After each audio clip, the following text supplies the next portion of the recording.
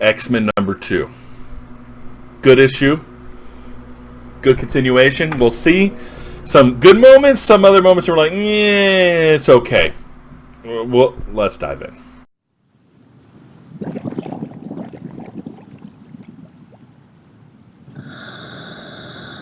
Welcome back to Longbox Diving, where we explore comics and story arcs pulled from the Longbox. Now we're talking about X-Men number 2, written by Hickman and drawn by you.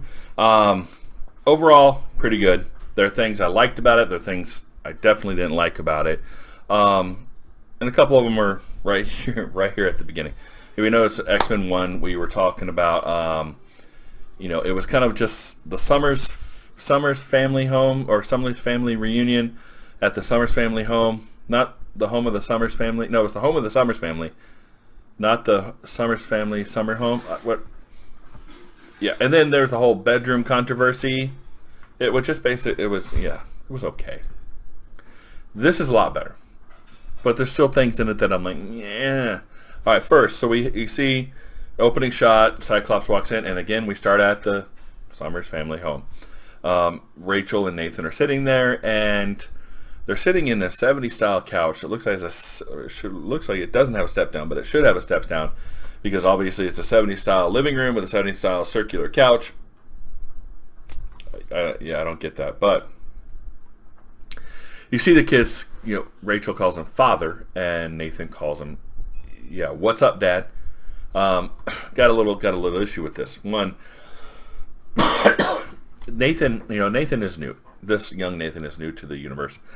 So I'm not quite sure what his character should be like, what he's like. I did see him in, the X-Force run. He was pretty gung-ho, straight to the point, pretty, kick butt. And so I don't see him saying, what's up, Dad? I just don't see it. He wasn't raised by, he was raised by Scott, but up to a point. But still, it just don't seem like, what's up, Dad? It doesn't seem like his character. I don't know. Some of them have died. Scott, I know, has died and been brought back, but the memories are there. And it's like they're trying to take and spin them into this nuclear family that they never were. They never were that. So I'm not sure I like this yet. I'm not sure really I'm down with this characterization of them being this lovey-dovey family thing.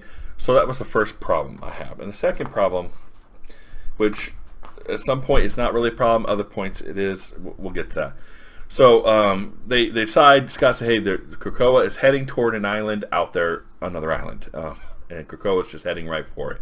Don't know why. We don't have a really good reason. And the only person in the world that can actually talk to Krakoa is actually on a road trip to Shi'ar space to hang out with, Cannonball and the other Millennials. So why? I don't know. But that really doesn't hurt the story too much. It kind of adds this, okay, we don't know what's going on. We don't know why it's going on. So we don't have nobody to tell us. We have to go figure it out. I get it. Like a plot device. Kind of makes sense. So they fly out to go figure out what this other island is and why Krakoa is heading toward it. And we get this great shot. Sorry, I have a cold.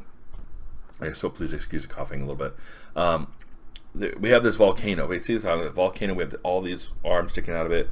Very Cthulhu, very Cthulhu-like, older god-like thing going on here. Then we see the first part where it's kind of iffy on it. Nathan Summers, Cable, is the comedic relief. And he says here, I should have brought a bigger gun. Okay, that I can see that as Cable saying that. But other times through this, it just doesn't make a lot of sense. So they land on the island. They get ready to go into the forest. They're heading through here. And then we get this father and daughter moment where they're talking about this island, Chandilar, where the water is really clear, really deep, and all the plankton life in the water is bioluminescent. So it looks like the island is floating on a sea of stars. Very beautiful. She says, it sounds amazing. He's like, well, put it on your calendar, kiddo. We're going. Again, it's not the Cyclops I know. I don't really see him acting like that. I don't really see him like, summer family trips. I don't know. I guess as time goes on, maybe we can buy into this. Right now, I'm not buying it. It doesn't feel right. It doesn't seem right. And maybe as we get into these and we get more and more into what Hickman's trying to do, maybe it'll make sense. It just doesn't make sense to me yet. And then we see him, and they see this black bowl thing. So I wonder if it's meat eater. Probably not. A carnivore, probably. And then this Cthulhu-type plant snake thing comes and just wraps up the bull and eats it live. They're like, yeah, that's carnivores. Carnivores? Cadaverous. I don't know. It killed the bull. They all start shooting at it, and they kill it, right? And we flip over to this dude, like this all white guy, ghost white. And he's got black blood. He got black eye, black blood, black lips. He's got concentric circles on his chest with a couple lines coming down from it.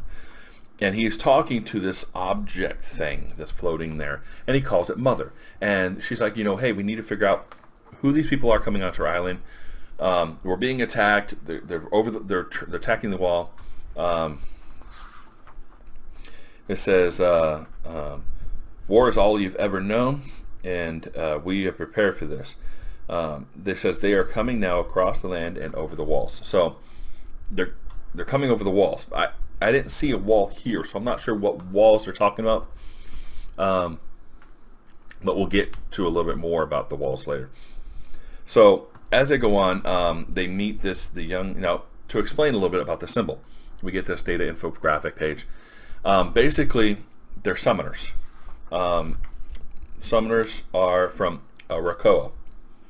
And they bridge the worlds from the other world to this world. And so they're able to summon things from other worlds. There's about 250 minor summoners that can pull up like a host of little monstrosities to fight, or one minor being. And then they have a summoner adept. There's about 8 of those that can actually summon a minor horde, or a horde of minors, or one major elemental. And then you got a high summoner. There could be 3, but there's only 1, and he's able to summon a horde of elementals and up to 3 major. So we're talking big guns, right? We don't know how powerful these things are, but apparently they've been holding the wall on this island for a while, and war's all they've ever known. So what they're doing, I don't know. We'll get to that. So as Cyclops and his 2 kids go on their family adventure out into the field riding rhinos, I don't know how they tamed them, but they're riding rhinos out into the field. They see this ghost white summoner dude. Now, the guy's language is in a very song-like thing. So as he speaks, it sounds like a song. And Rachel's having a little bit of a hard time syncing telepathically with that song in that language to allow them to communicate. So while she's doing that, Cable's like, hey, I got a plan. I can handle this. I can deal with this. Comedic relief, right? So he goes and hands the kid a thermal grenade. He comes back, and Cyclops is like, what did you give him? Something that's awesome. A thermal grenade, my last one, because I'm a giver. Cable has never been a giver, in my opinion. But Cyclops knows immediately. Pushes the button, blows himself up, fire everywhere, bomb, blast, everything like that. Now, the kid was able to live through it, which is a good thing. Which means he's pretty incredibly powerful. These 3 lived through it, but of course they were further back. But it kind of sets the tone for how strong this dude is. Now, and we see it again, comedic relief. Here's Cable. I honestly didn't know what else I was thinking ever could have happened here. And Rachel kind of dogs on him a little bit. And the interaction between the kids, it sounds like a family, right? But it just doesn't feel right because of what we've known in prior history to the old Cable and Rachel and Scott Summers and all these things. But maybe it'll start gelling at some point.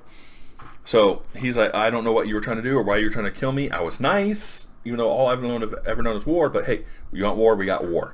Calls 3 major monsters out. This big octopus type thing, squid thing. This guy with 4 arms and battle axes or scythes or something like that. And they got this crab thing. And they start going. And the X-Men here, the 3 X-Men, they're getting their butts handed to them.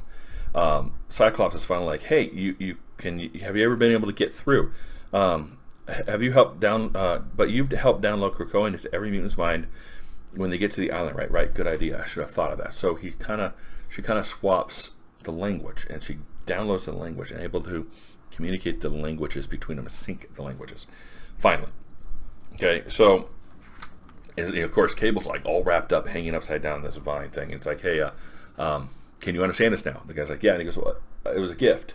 He goes, why did you try to kill me? He goes, I didn't. It was a gift. You weren't supposed to turn it on. He goes, I don't understand. Does gift mean something else in your world? And Cable's like, can we agree that I've made some poor choices today and just move on? Again, the comedic relief, I'm not sure it fits. Not sure it fits. Maybe they're trying to turn Cable into more of a comedic relief type character. I don't know. We'll see. So they have the conversation, and it's like, well, look what's happening. The islands are actually forming together, and so it's just a simple explanation. Do you have something you love? So that means the islands love each other.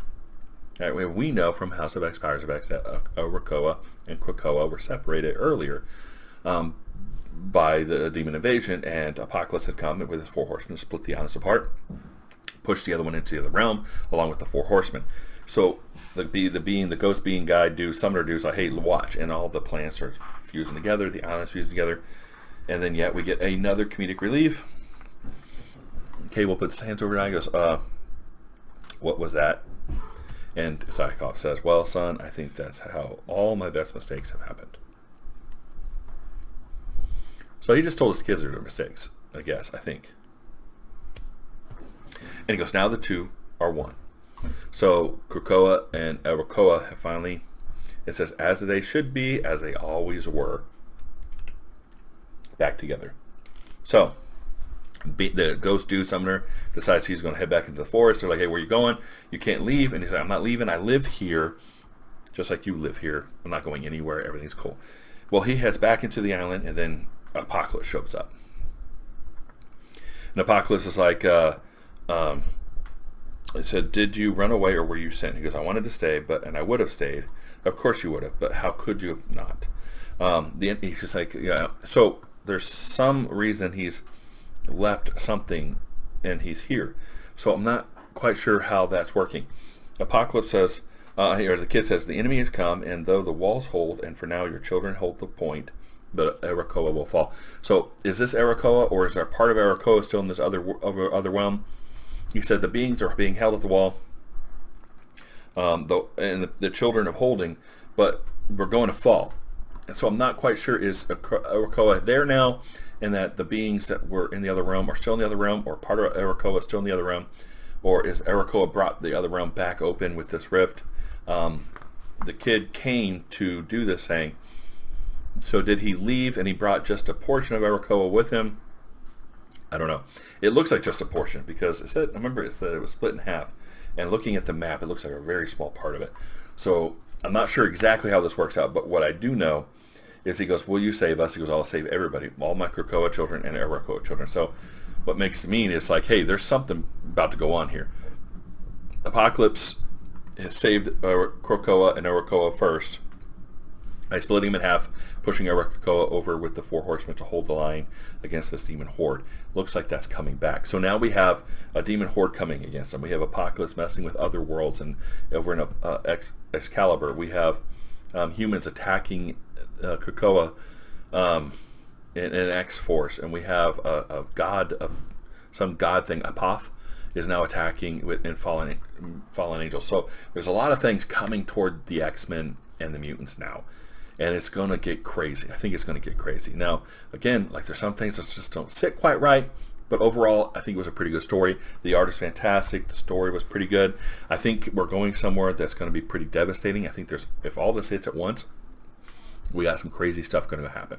So hopefully things just kind of pick up from here. If you enjoyed this review, please like and subscribe, and we'll see you next time here in the Long Box.